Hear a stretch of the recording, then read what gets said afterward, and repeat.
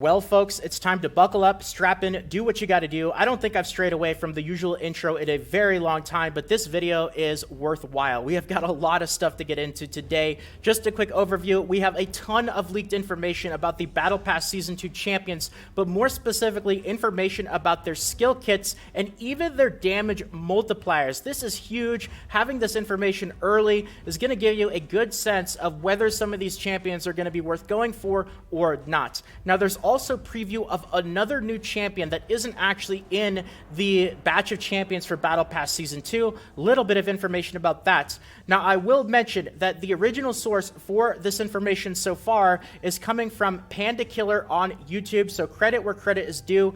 Big shout out, of course, and a big thank you to providing all of this information for the Raid Shadow Legends community. Now, I also spent a good part of the morning talking with the Diamond. If you guys don't know, the Diamond is an official Plarium employee, kind of asking what his whole opinion is about all of this, coming from, of course, Plarium's standpoint. And I wanted to share with you guys a little bit, I guess, like a little official word slash viewpoint coming from him, at least the bits that I can share. Obviously, not everything I can, but kind of give you guys a bit of an update on, Battle Pass Season 2, as well as all of this craziness that's going on from his standpoint. So let's get right to it and start off here with getting into the champions. So let's actually start off with the legendary and kind of go over his skills and also his damage multipliers. So the first image right here is just kind of an overview of him without taking a look at his skills. But now let's look at his first skill here. Now the numbers that you guys will see, if you do see them in these screenshots in the lower left, is his damage multiplier. Very important to note, none of this is confirmed, of course. I think it's safe to say, pretty good chance of this stuff being very close to finished. And what we will see in the game, but it is not 100% official. So a bit of a disclaimer there, but 0.22, of course, this guy is an HP-based champion, so it makes sense that his damage multipliers are going to be, below that 1.0 threshold, because obviously champions have a lot more HP than they do for attack and defense. Now, his first skill here, attacks one enemy, places a shield buff on this champion equal to 10% of his max HP. The shield's value increases by 1% for each poison debuff on this target. All right, moving on to the next skill here. Attacks all enemies, 75% chance of decreasing the turn meter of enemies under one or more poison debuffs. Also has a 75% chance of placing decreased speed for 2 turns on enemies under 2 or more poison debuffs. 75% chance of placing a stun debuff for 1 turn on enemies under 3 or more poison debuffs. So we've got a lot of poison support here, and this is a theme you're going to see among this champion. And I think also, a few of the other champions, we've definitely got some more poison-based champions, and I noticed that a lot of these champions are going to be really useful for the Spider's Den as well. I think that's kind of one of the general themes to notice from a lot of these skill kits that we'll be taking a look at. Damage multiplier for this one, 0.24, so a little bit higher. This guy also does have a pretty decent base HP as well, something worthwhile to take note of. Next up here, we've got places a 25% strengthen buff on all allies for 2 turns and a 50% ally protection buff on all allies except this champion for 2 turns. You can get that down to a 3-turn cooldown, so we're starting to see more champions with that strengthen. And then you've got this right here, which is his passive. When attacked, has a 50% chance of placing a 5% poison debuff on the attacker for 2 turns. Whenever an ally is attacked while under a strengthen buff, has a 50% chance of placing a provoke debuff on the attacker for 1 turn.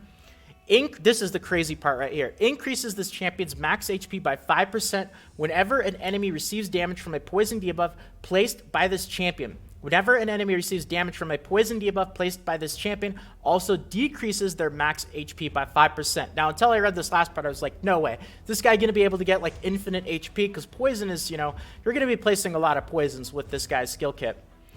Cannot decrease a single champion's max HP by more than 25% in one battle. Will not decrease boss's max HP. That's unfortunate. Makes sense, though. And cannot increase this champion's max HP by more than 50%. That's still a huge boost to his actual HP, though, if you can actually stack up this this boost here. So that's a lot of extra HP. And this guy is HP based, which means the more HP he's going to have, the more damage he's going to inflict as well. So very unique skill kit that has all that poison utility in it. And to round things off here, we've got his aura. It increases ally resist in all battles by 80%, not 80%. All right, next up here, let's go to one of the epics here. Now, this epic is actually going to be interesting because you will actually see some skills in other epics that kind of have to tie into having this guy on your team. So it's going to be Elemental Conjurer here. And that's just a quick overview of him without looking at his skills, so you can get a full look at the artwork. And now his first skill right here, damage multiplier of 4.6.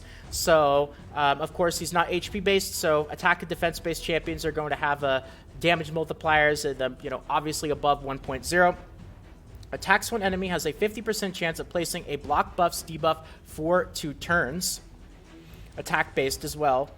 All right, next up here, has a 75% chance of removing all buffs from all enemies, also has a 75% chance of placing a 25% weaken debuff on all enemies for 2 turns. So you've got that remove all buffs from all enemies. Super powerful. Madame Cerise also has an ability like this. And interestingly enough, Madame Cerise has the not the weaken debuff, but she has the decreased attack and decreased defense. So, with this champion, you've got the other side of that scale there, and you've now got weaken to round it off here.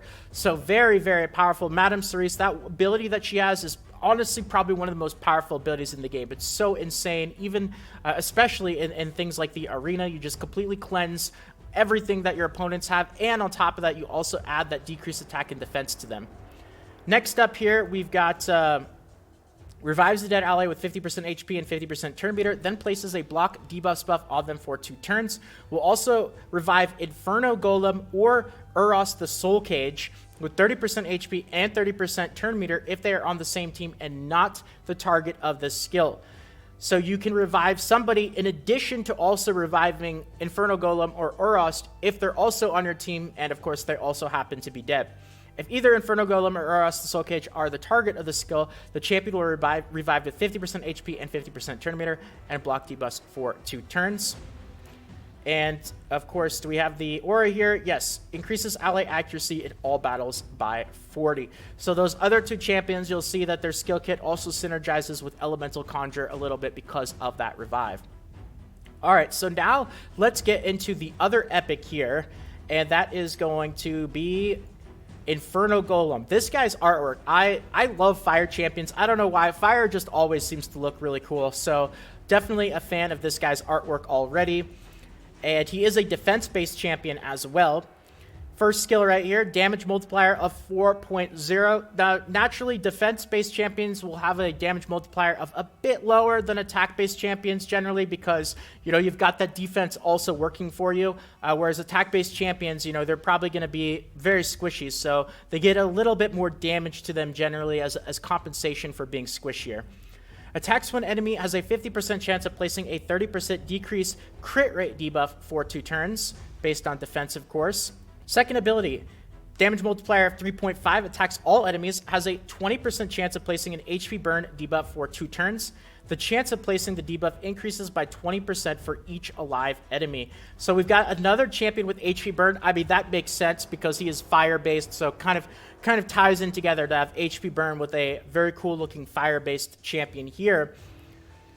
Next up, we've got attacks all enemies, has a 50% chance of increasing the cooldowns of all skills by 2 turns on enemies under HP burn debuffs. Also places a shield buff equal to 20% of this champion's max HP on all allies for 2 turns. Instantly activates the skill when this champion is revived by Elemental Conjurer. So you got that synergy working with that champion's revive. Now, this is a defense-based champion, so that shield is based off of the champion's maximum HP. Something to keep note of is you would have to, if you want to like a super beefy shield, you'd have to build defense and some HP there. We've got the aura, which increases ally HP in all battles by 25%. We've got more epics, though. Next up here, let's go to this guy. And we've got Royal Archmage. Now, this guy has a skill that I am absolutely in love with already. And I'll show you guys what it is in a second. It's crazy. Just the one skill that really stood out to me the most. I don't know, maybe it's because I'm just a big fan of buffs, but you guys will see what I mean by it in a second. So his first ability here, he's got a damage multiplier of 4.8, attacks one enemy, fills this champion's turn meter by 10%, fills the turn meter by 20% if this attack is critical. So that's a nice little bonus to have on an auto attack, you know, essentially allowing that champion to act more relative to, you know, other champions and enemies, of course. And then we've got Time Slip. Attacks one enemy, also attacks all other enemies if the first attack is critical. Each hit has a 50% chance of placing a stun debuff for 1 turn. After attacking, decreases the turn meter of each enemy's without a stun debuff by 20%.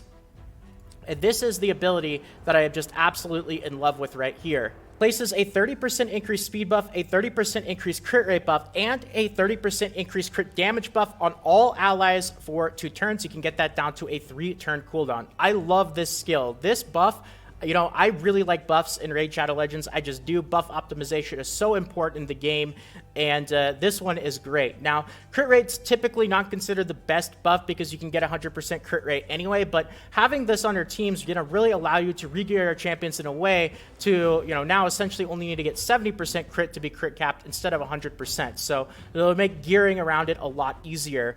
Crit damage is still pretty new as well, which is great because there's not really going to be a lot of other champions that kind of compete with that.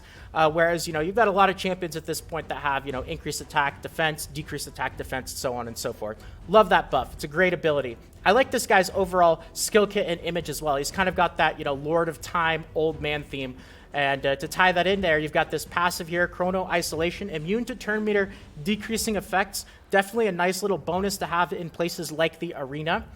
And you've got his aura increases ally speed in the arena by 17%. Not the biggest speed aura, but, you know, speed aura is probably the most important, one of the most important auras in the game, and the most in the arena. So, you know, if you don't have a speed aura, this guy will at least cover you until you get a champion that maybe has one that is a bit bigger. All right, moving along here, we've got the rares now. So let's go to the rares.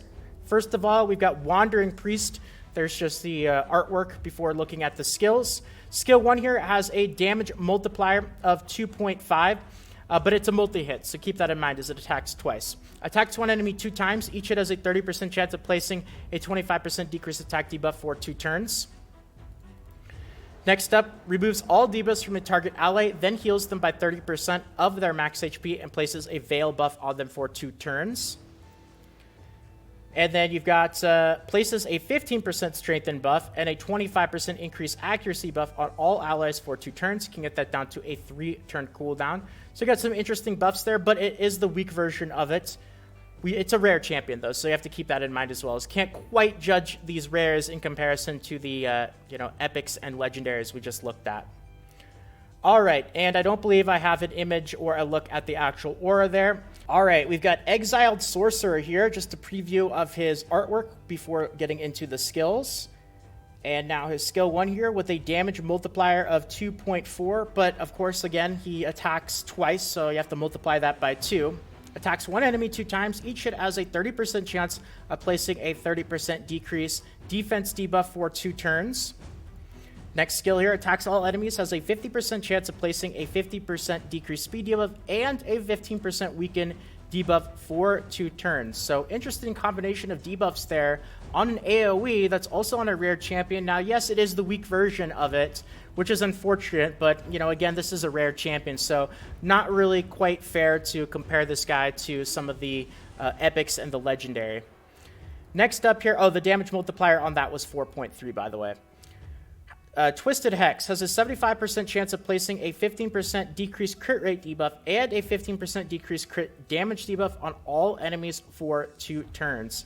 Interesting right there. Not quite sure exactly how useful something like decreased crit rate as a debuff is going to be. I guess we'll have to do some testing there to actually see how much total damage mitigation it ends up being. And to round it off here, we've got his aura, which is increases ally attack and faction crips by 20%. Now, that was the last battle champion kind of included in the batch of champions scheduled for the battle pass, or I guess unofficially scheduled for the battle pass. This is all leaks, of course. None of this is confirmed, but there is a preview of another champion that is not in this batch of battle pass champions here. And oh boy, this is definitely crazy. So let's get into that here. And this is just a preview of what she looks like. All right, let's get into her first skill here. The only skill that we actually have information on right now as a little bit of a teaser from Panda Killer, and that is Befoulment. Attacks 2 times at random, has a 75% chance of placing a Hex debuff for 5 turns. This debuff cannot be resisted.